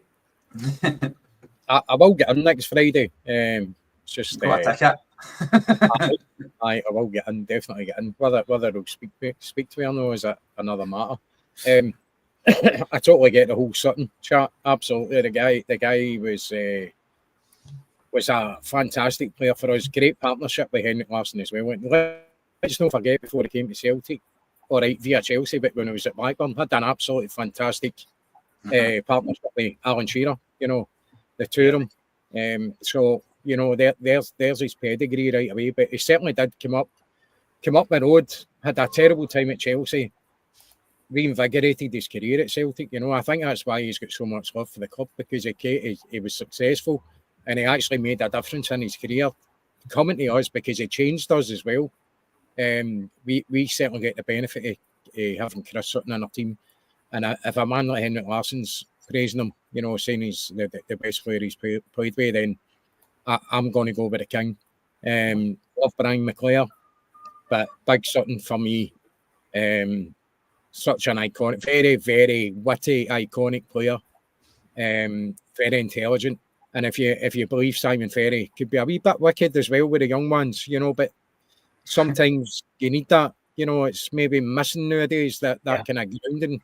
People are getting above their station. So I think you need players like that to help the youngsters not get too carried away and bring them back down to earth a wee bit. But he certainly had the talent, he had the goals, and he could play anywhere in the park. And I remember, you know, he could play at the back, in the middle, up front. So a cracking asset to any team. I think we were lucky to have Chris Sutton, to be quite honest with you. And not just that, he continues to support the club as well, as he has Chris Boyd on toast. Most times they're on the screen. Yep. So it's Sutton for me. Bang on, it's a clean sweep. Chris Sutton has the jersey. He has 3 strikers, Patrick, to try and keep this jersey off now. And first one is a very different striker as well, but another goal machine for Celtic. Chris Sutton is up against... Wow. Dear. Gary Hooper. Oh, what can you say about Gary Hooper, guys? Just a fantastic out-and-out goal scorer. Brilliant finisher. I said before that probably the most natural finisher I saw playing for Celtic was George Cadet. This guy was up there as a natural finisher. Came from the lower leagues. But when you saw his goal scoring record, which is the first thing I checked when we saw we were interested in him, the guy scored goals for fun. It's a tough one when you think of some of the goals that the guy scored. I'm going to stick with Chris Sutton on this one, just purely and simply for the fact that he was such a really good servant. As I say, Gary Hooper made the mistake that Kyogo has made and other guys have made as well. They went chasing the international football. They went chasing the bigger money in England and just basically made an arse of his career. I think Norwich City was probably about the height of what got for him. So based on that, for me, for being the longevity of Chris Sutton and the servant that he was and the influence on the Celtic team that he was, I'm going to stick with Chris Sutton on this one. Okay. So, Kaiser, Chris Sutton has the jersey still. You're going to give Andy a decision to make, mate? Look, Gary Hooper, one of the most naturally gifted strikers I've ever seen. Put the ball in the net, a snatch turn, and the ball's in the back of the net. Absolutely fantastic. But I just can't get away from him being prided down south on promises of an English national call-up. He let people get in about his head, talk shite to him and drag him away for the club that was bringing him all the renown, the place where he should have stayed. And the grass is not always greener on the other side. So I think he found that out. And for that reason and that reason alone, as well, not alone, Sutton's footballing ability. I think he's a better all-round footballer as well. But absolutely, we're crying out for a Gary Hooper right now, someone who can just finish that ball from anywhere. But for that reason, I'm going to stick with Chris Sutton. Okay, mate. So Chris Sutton keeps the jersey. Andy, are you making a case for Gary Hooper? Sutton's getting the jersey, mate. Obviously, Gary Hooper, I spoke about him many times when he's come up in the chat and on any kind of pods and stuff like that. Definitely a very natural, gifted goal scorer. Was in great form when he was at Celtic, but again, very disappointed that he left Celtic when he did. Head was turned, thought he was better off down the road, and it certainly ruined his career. And I think it's played on his mind that he made a mistake there. He could have went on to absolute greatness at Celtic because he certainly had the ability and the eye for a goal, that's for sure. But Sutton for me, Sutton didn't want to leave Celtic, Sutton was eventually pushed out the door, but so there's a difference with attitudes there, and end up Gary Hooper couldn't wait to get away from Celtic. I like the idea of the 88 and the fact he had a cracking name as well. But we just seen recently in the Masters, he's still got it, he's carrying a bit of weight, but still, he's got that ability. So, no, unfortunately for him, Sutton's a better player overall for me. Okay, mate. So Chris Sutton keeps the jersey yet again. He's got two strikers to try and keep that jersey off now. And Patrick, the first one is up against is the man from Japan. Oh dear. This is not easy. Not easy. Definitely not easy. I loved the wee man. From the day that he walked in, he played the game with a smile on his face. He was such an effervescent figure. Ange's first season, without a shadow of a doubt, the key man and the whole thing. Without Kyogo's goals, it might have been very, very different for us. He was such an influence. Very, very tough one. Hans Skelper, supreme. Definitely had the measure of them. That he was in their head even before we played them. We man just couldn't stop scoring against them. Score big goals for us home and away. Scoring European football. Always remember the goal he scored in the European game at Celtic Park from the pass from Jota from inside his own half. What a pass and what a finish. But again, I think he sullied his reputation with us, and You know, he went again. He just said that about Gary Hooper. He went chasing the Japanese dream, which I get that 100%. That's what he wanted to. He wanted to tell his kids and his grandchildren that he played for Japan at a World Cup. And I suppose you can't really blame him for that. But I'm going to stick with Chris Sutton on this one, just because of his overall contribution. Kyogo definitely scored some wonderful goals, but again, he was just a goal scorer. That's all he was. He was an out and out goal scorer and scored some wonderful goals. But Chris Sutton was much more than a goal scorer. He was such an influence on that team. You know, Chris Sutton was one of the guys who, you know, if things weren't going well, he would have been one of the guys who'd have grabbed us by the bootlaces and picked us up and got other players around him going. He got Neil Lennon going. He got Larson going. He got Alan Thompson going. You know, he was one of these players for driving other players on. He had such an influence. He was such a big imposing character, not only physically, but he was a big imposing character in that dressing room. In a dressing room of giants, let me add as well. Takes some doing to be a big man in that dressing room of Martin O'Neill's. So for me, I'm going to go with Chris Sutton. Okay, mate. Kaiser? Yeah, spot on. I can't very well turn round after saying what I said about Gary Hooper having his head turned for national football and then roll with Kyogo. Absolutely fantastic movement. Kyogo, world-class movement, world-class ability. Needed 3 chances to score a goal. I always said that. We want a striker who needs half a chance to score a goal, not 3 chances. Always remember Kyogo's goal in the cup final as well, coming on and absolute hunskelper, as Paddy says. The definition of hunskelper. See myself involved in conversations where we were talking as Kyogo the best since Larson. And at that time, before Kyogo left, I was all for it. I was like, yep, he's fantastic. Okay, he did have that origami shoulder that seemed to crumble as soon as he fell down. But for me, it's Chris Sutton still, all-round play, his ability to drag other people into the game. And as Paddy says, just to grab the game by the balls and the scruff of the neck and grab other players and tell them, like, get in about it, come on. He's never say die, always in about it, and an absolute Celtic man as well. As Andy said as well, eventually forced out of Celtic, kicking and screaming every step of the way. Kyogo rushed himself out the door, all the way to France, and sat in the bench eating croissants and has went absolutely nowhere since then.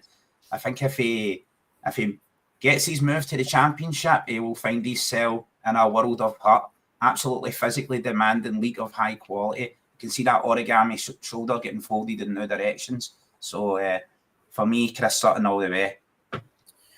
Okay, Andy, the big man keeps the jersey from the wee man. Are you giving Kyogo the jersey, or are you sticking with Big Chris?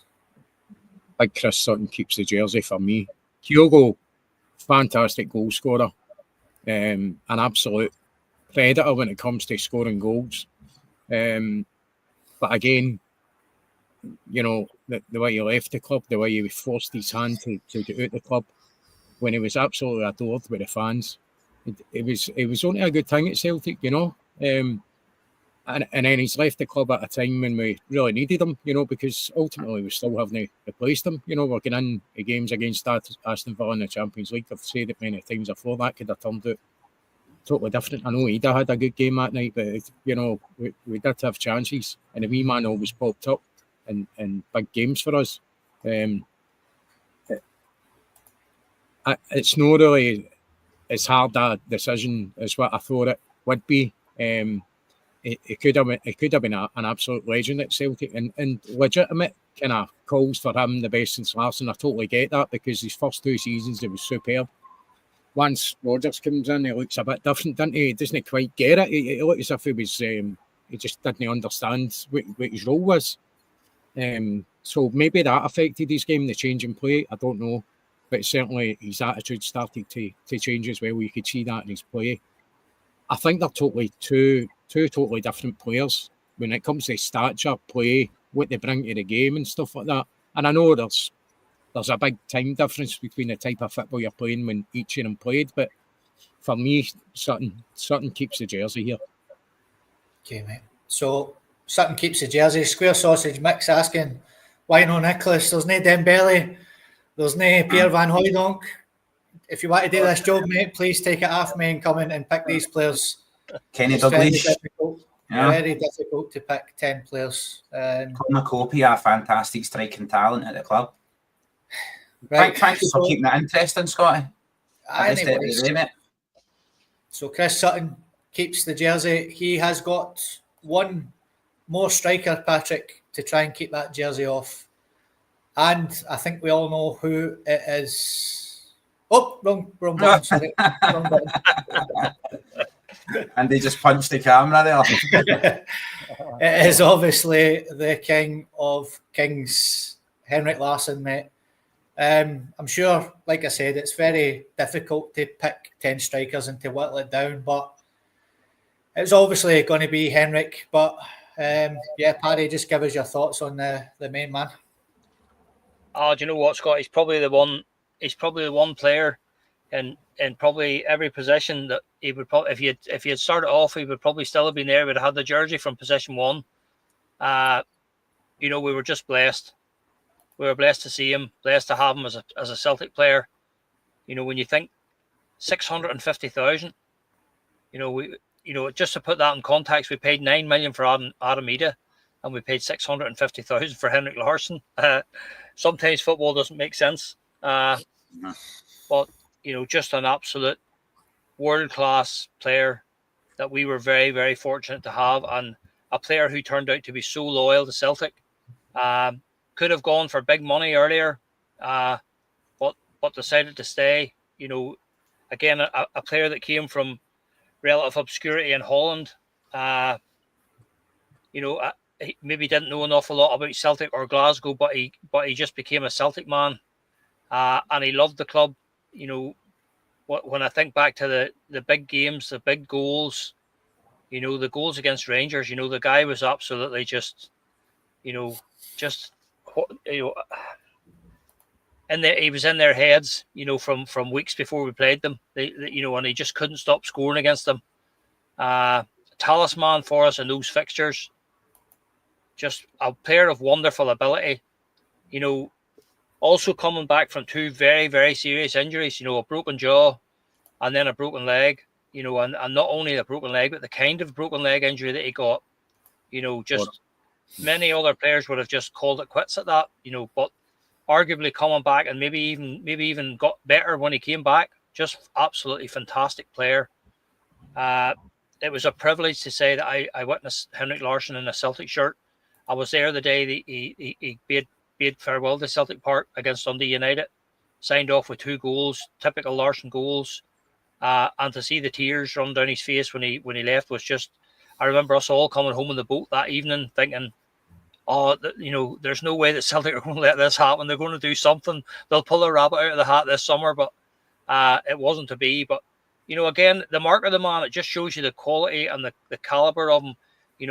Many other players would have just been happy to go and put their feet up and put the slippers on and coast to the end of his career, but not a bit of it. He goes down to Manchester United and helps Alex Ferguson's team win a title down there. He goes on then to plays for Barcelona and turns a Champions League final against Arsenal absolutely on its head in the last 10 minutes of the game. When you talk to Swedish fans about Larsson, he's just an absolute icon of the Swedish international setup.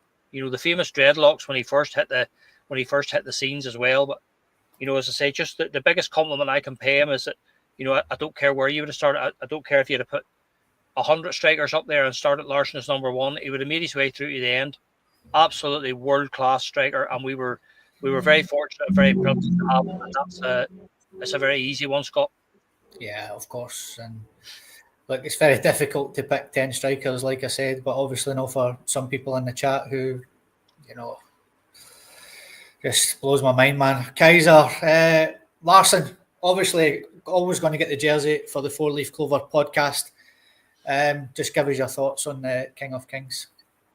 Yeah, absolutely fantastic. Paddy hit the nail on the head over and over again. Everything I was going to mention, Paddy's in there and mentioned it. I've never been in paradise and watching Henrik. Ball gets played out to him on the left-hand side and he backheeled the ball, and I turned to my pal and says, I'm sitting in the stand and I didn't even see the player who Henrik passed the ball to. I didn't even see the run. I didn't track it. And I'm sitting on a top tier perspective view down on the pitch. Absolute world-class player. Big Wim Jansen as well, right? Bringing Henrik in spitting image of my pal's mum, Kathy Hines, same haircut and everything. We used to pound off for it. We used to call her Big Wim, Big Kathy on a whim. But Henrik Larsson, when he left as well, as Paddy says, seen the interviews after the Champions League final, Thierry Henry, another truly iconic world-class player, and he says, the interviewer asked him, what happened there? Why did you? What went wrong? And he like Henrik Larsson. He just says, put it in a nutshell. Henrik Larsson came on, and that's what went wrong. Henrik Larsson, fantastic player, absolutely fantastic. I still remember his diving header he scored for Sweden as well. Such a graceful figure, absolute Hun scalper. The way he lobbed Kloss as well, just so iconic, absolutely iconic. And that, let's look at that in chat as well. Ronaldinho saying Henrik Larsson was his idol. Ronaldinho, the footballer with a smile, the smiling assassin. Henrik Larsson for me, all the way. As I says earlier on, Scotty, we all know the final destination here. It was just a course of how we get there. And I'm glad, mate, you made it adventurous and funny with the players we're going through. You did a fantastic job, mate. You can't please everybody. Just like Big Sutton on his commentary, you can be a polarising figure. We're not here to make friends with everybody. We're here to provide a bit of entertainment for everyone. Get your opinions in, get involved, legends. They're not always going to be the same as mine, but they're 100% valid. That's the spice of the podcast world. It's all about opinions. Opinions are like arseholes. Everybody's got one, and they think theirs doesn't stink, and everybody else's does. That's just the way it goes. And we knew that he was always going to get the jersey. It's just how we get there, which was going to be the fun part. Just give us your closing thoughts, mate, on the King of Kings, and then we'll get it wrapped up, my man. Danny McGrain is my favourite Celtic player of all time, but Henrik Larsson is the greatest player I've ever seen with my own eyes. And we are so blessed to have had him at our club for 7 years. He gave us 7 years of his career when he could have went any team in the world. And there was certainly interest there. He could have walked into any team. He was so instrumental to our success with his goals, with his play. By the way, he was superb in the air as well. For somebody that wasn't the tallest, you know, he was very good in the air, scored a lot of headers. He was always there in the right place at the right time. And Henrik Larsson, for me, was always in this jersey. There's obviously no doubt about that. It's just, even when you see Henrik talking about Celtic, and Paddy just touched on, you know, the last game against Dundee United, we were all in tears, always. We actually, when we were watching Henrik leave Celtic Park for the last time, and then we're going, what now? You know, because our future wasn't kind of, it was in doubt then, because everything was because of Henrik. You know, he's the King of Kings, and look at the success we've got known to after that, you know. So a lot of that's down to the stuff that he done when he was at the club, and you can find something in there for that as well. Martin O'Neill, and, you know, an era at Celtic, obviously Wim Janssen coming in, stopping the 10. Just a fantastic time for. And by the way, he had some really kind of tough times at Celtic as well. He didn't have a great start against Hibs, you know. And then obviously Seville, and when he won the European Cup with Barcelona, I was absolutely over the moon for him, because nobody deserved it more than him. Just to see him go up and get his hands on that cup, nobody deserved it more than him. An absolute fantastic superstar, an absolute superstar. We should be privileged that he gave us so much of his career. Got him for an absolute bargain, and the good thing is he was happy here. That's why he was here so long. His family was happy. He was happy at a big club, winning things, being successful, and he's the one that said he was going to go. You know, so he was that type of character. There wasn't going to be any U-turns. There wasn't going to be any magic announcements coming out that he's good goggies in a couple of years. He was gone, and he stuck to his word, and he gave us every ounce of his energy, and all the time he was here. The leg breaks, and, you know, that he did run in with McKinley as well, didn't he, Tosh McKinley? But also, if you remember, when he cut his dreadlocks off, that was a disaster as well, wasn't it? He's never going to be the same player. He's never going to be the same. Why did he cut his dreadlocks off? When he breaks his leg, he's never going to be the same player again. Comes back even better. Yeah. That shows you a character in a man. So, 100%, absolute superstar. So Henrik Larsson, just as my neighbour starts drilling, perfect timing. Henrik Larsson gets the number 9 jersey, folks, for the Four Leaf Clover podcast. There's the type of company that he's in. And somebody was asking earlier, is there going to be one striker? We're playing a 4-2-3-1 formation like Celtic play just now. So next up on Friday's show is going to be the number 10 jersey. So who is going to be sitting just behind Henrik? We will let you know on Friday. Andy will get that updated for us. We'll get Henrik up top. So we'll get the number 10, the number 11, and we're actually going to do a manager to try and manage this team as well that we've seen in our time. Yes, Patrick. Scotty, I just want to say on behalf of Kaiser and Andy and myself, you've done a fantastic job there tonight again. I know you took a bit of stick in the comments, but these are people obviously who don't realise the preparation and the research that goes in behind the scenes. Listen, we could have picked 100 players, easily. We've been very fortunate to witness some brilliant Celtic strikers down through the years, but you had the job of coming up with 10 players, and I thought you've done a very, very good job there. So on behalf of the rest of the guys, I just want to thank you for that. Yeah, legend, 100%. I always say that Bob Marley was a massive Celtic fan, and when Big Bob passed away early, he reincarnated as Henrik Larsson and came back to play for the Celtic. That's why he turned up with the dreads. Sometimes when the Waynes see my Bob Marley tattoo and they're like, "Who's that, Dad?" And I'm like, "It's Henrik Larsson." Shut up. You mind they done the question of sport thing, the mystery guest, and it was Bob Marley on that. Aye, that's right, mate. That was brilliant. Yeah. Brilliant. So thanks for that, Paddy. That was very nice, mate. I wasn't expecting that, so thank you. We will see you on Friday night where we'll pick our number 10 jersey. Who is going to be the man who's going to sit behind our Henrik and supply him with even more goals? We'll find it on Friday night. Thank you, Paddy. Thank you, Kaiser. Thank you, Andy. And thank you to the majority of you, I shall say, in the chat this evening. All the chat. We love you all. I'll be as diplomatic as ever. We'll see you on Friday night. Thank you very much. Really enjoyed that. All the best. And hail, hail. Hail, hail, legends. Hail, hail.